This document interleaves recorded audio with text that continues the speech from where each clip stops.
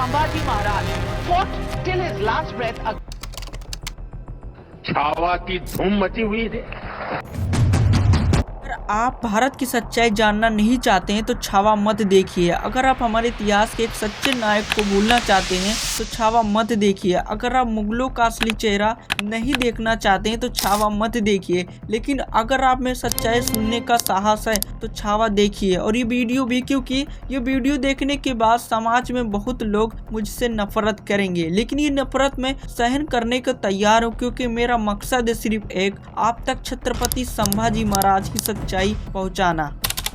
इतिहास दो तरह से लिखा गया है, एक जो आपके स्कूल में सिखाया जाता है और दूसरा जो वास्तव में हुआ था। हमें बताया जाता है मुगलों ने भारत को एकजुट किए कि बस एक और वंश था जिन्होंने यह शासन किया, लेकिन सच्चाई इससे कहीं ज्यादा कड़वी है। असल में मुगलों ने क्या किया, उन्होंने हमारे संस्कृति को कुचलने की कोशिश की, हमारे परंपराओं को मिटाने का हर संभव प्रयास किए, मंदिरों को तोड़ा गया, जजिया कर लगाया गया, धर्मों को बदला गया, उन्होंने सत्ता के लिए अपने परिवार को खत्म कर दिए, पिता को कैद किए, भाई को मरवा दिए, लाखों निर्दोष लोग को मारा गया। और जब छत्रपति शिवाजी महाराज ने स्वराज की शुरुआत की तो मुगलों को ये बर्दाश्त नहीं हुआ। क्यों? क्योंकि शिवाजी महाराज ने गुलामी को ठुकरा दिए। उन्होंने साबित कर दिए कि भूमि सिर्फ एक बादशाह की जागीर नहीं बल्कि लोगों का अपना ही मातृभूमि है। लेकिन जब शिवाजी महाराज नहीं रहे तो क्या हुआ? क्या स्वराज्य खत्म हो गया? औरंगजेब यही सोच रहे थे, उसने दिल्ली में जश्न मनाए यही सोचकर कि अब मराठों का शक्ति खत्म हो जाएगा,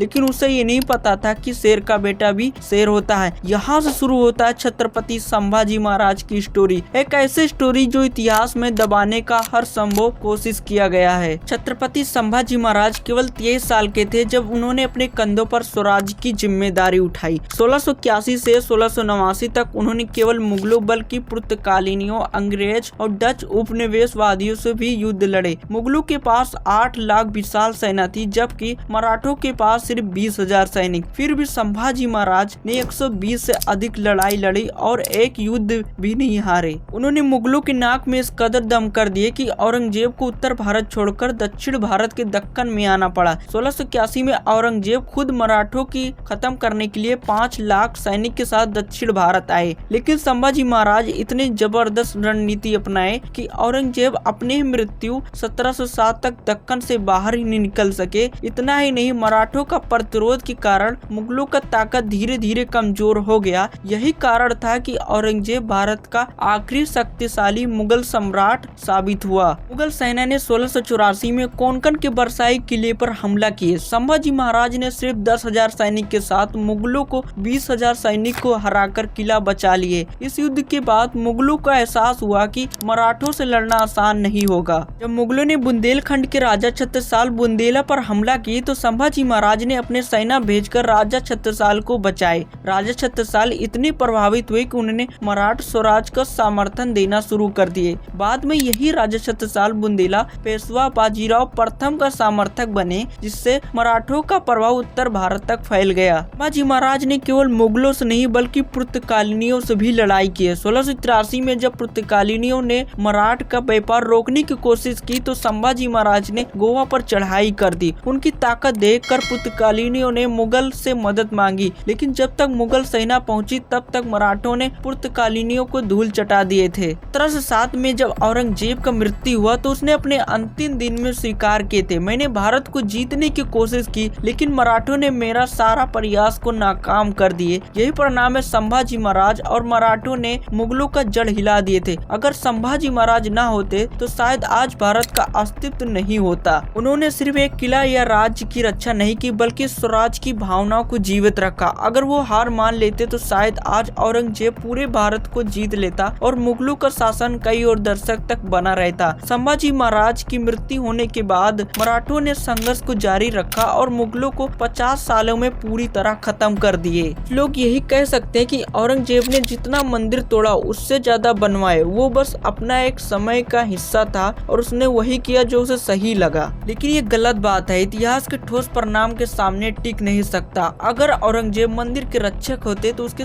अपने ही फरीमान उसे झूठा साबित करते हैं। उसके द्वारा 1682, 1687 और 1699 जारी फरीमान में साफ लिखा है उसने काशी विश्वनाथ मंदिर, मथुरा का केशव देव मंदिर, स्वामीनाथ, पंढरपुर, जगन्नाथपुरी और अयोध्या का मंदिर नष्ट करवाए गए हैं। 1979 में काशी विश्वनाथ मंदिर तोड़कर वहां ज्ञानवापी मस्जिद बनाया गया। मथुरा में भगवान कृष्ण के जन्म स्थान पर स्थित मंदिर को तोड़कर स्याही ईदगाह बनाया गया। औरंगजेब ने केवल मंदिरों को तोड़े बल्कि कई जगह गौशालाओं और अन्य धार्मिक स्थल को भी तोड़ा गया। कुछ लोग कहते हैं औरंगजेब सभी धर्मों को मानते थे, लेकिन इतिहास कुछ और कहता है। 1679 में उसने जजिया कर फिर से लागू कर दिए, जिसे अकबर ने 1600 शताब्दी में खत्म कर दिए थे। जजिया एक टैक्स था जो मुसलमानों के अलावा बाकी धर्मों के लिए लागू किया गया था। इसमें हिंदू, सिख, जैन और बुद्ध जैसे लोग इससे बहुत परेशान होते थे। तेग बहादुर को इस्लाम स्वीकार करने के लिए मजबूर किया गया। जब उन्होंने इनकार किया तो 1675 में दिल्ली के चांदनी चौक पर उनका सर कलम कर दिया गया। उनके मित्र को भी मार दिया गया। भाई मती दास को आरी से चीर दिया गया। भाई सती दास को जिंदा जला दिया गया और भाई दयाल जी को उबलते पानी में डालकर मार दिया गया। 1679 में संभाजी महाराज पकड़ने के बाद औरंगजेब ने उन्होंने इस्लाम स्वीकार करने का प्रस्ताव दिए। जब उन्होंने इनकार किए तो 40 दिन तक उन्हें टॉर्चर किया गया और कुछ दिन बाद वो शहीद हो गए। शरीर को टुकड़े टुकड़े कर दिया गया, उनकी आंखें निकाल लिया गया। औरंगजेब ने केवल हिंदुओं के निशाना बनाए बल्कि सिख के खिलाफ भी लड़ाई शुरू कर दिए। गुरु गोविंद सिंह के दो बेटे थे, साहिबजादा जोरावर सिंह जो 9 वर्ष और फतेह सिंह 7 वर्ष को इस्लाम कबूल न करने पर दीवार में जिंदा चुनवा दिए। उसने पंजाब में सिख गुरुद्वार पर हमला करवाए और सिख धर्म को खत्म करने की कोशिश की। क्या सिर्फ उसके समय का सोचता? कुछ लोग यही कहेंगे औरंगजेब ने वही किया जो उस समय के अन्य शासकों ने किया, लेकिन सवाल उठता है अकबर ने धर्म को राजनीति से अलग रखा तो औरंगजेब ने ऐसा क्यों नहीं कर सके? शिवाजी महाराज ने कभी धर्मों को बदलने की कोशिश नहीं की तो औरंगजेब ने क्यों किए? संभाजी महाराज ने मुसलमानों को भी अपने सेना में शामिल किए तो औरंगजेब ने धर्म के नाम पर भेदभाव क्यों किए? स्वराज्य का सपना सिर्फ एक मराठा सपना नहीं था, यह हर भारतीय का सपना था। एक ऐसी लड़ाई थी जिसमें सिर्फ तलवार नहीं बल्कि बलिदान, धैर्य, अटूट संकल्प शामिल था। जब औरंगजेब ने भारत पर इस्लामिक शासन लागू करने की कोशिश की तो एक ही शख्स ने उनके सपने को चकनाचूर कर दिए, वो थे छत्रपति संभाजी महाराज। लेकिन आज हम उनके बारे में कितना सिखाया जाता है? क्या हमें बताया जाता है कि उन्होंने सिर्फ 9 साल में 120 युद्ध लड़ाई लड़ी और एक युद्ध भी नहीं हारे? क्या हमें बताया जाता है अगर संभाजी महाराज ना होते आज भारत का ही नक्शा अलग होता? 1689 में जब संभाजी महाराज को धोखे से मुगलों ने पकड़ लिया तो औरंगजेब ने उन्हें इस्लाम कबूल करने का प्रस्ताव दिए। सोचिए सिर्फ एक ही हाँ, और वो आराम से रह सकते थे, लेकिन क्या उन्होंने ऐसा किया? नहीं। उन्होंने कहा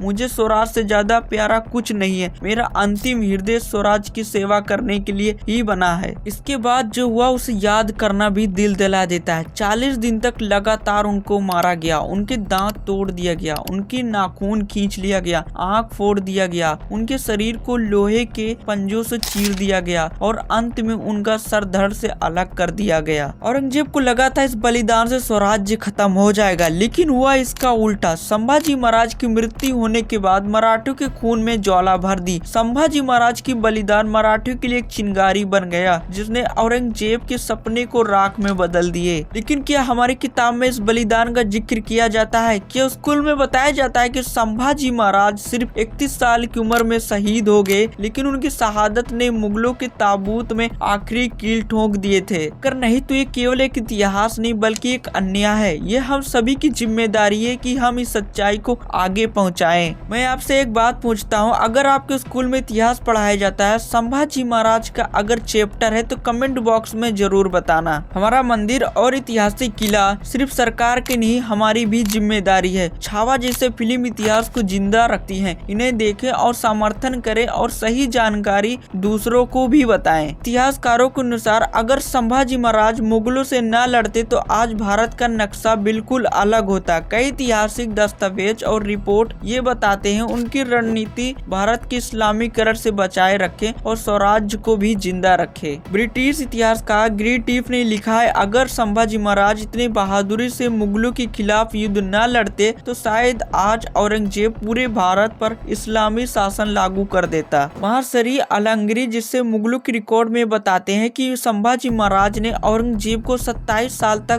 दक्षिण भारत में उलझाए रखा, जिससे मुगलों की साम्राज्य की ताकत कमजोर हो गया। यही था संभाजी महाराज की स्टोरी, एक ऐसे सच्चे वीर की स्टोरी जो अपनी हिम्मत और बलिदान के लिए हमेशा याद किए जाते हैं। अगर वीडियो पसंद आए हो तो चैनल को जरूर सब्सक्राइब करना। मिलते हैं न्यू वीडियो में। जय भवानी, जय शिवाजी।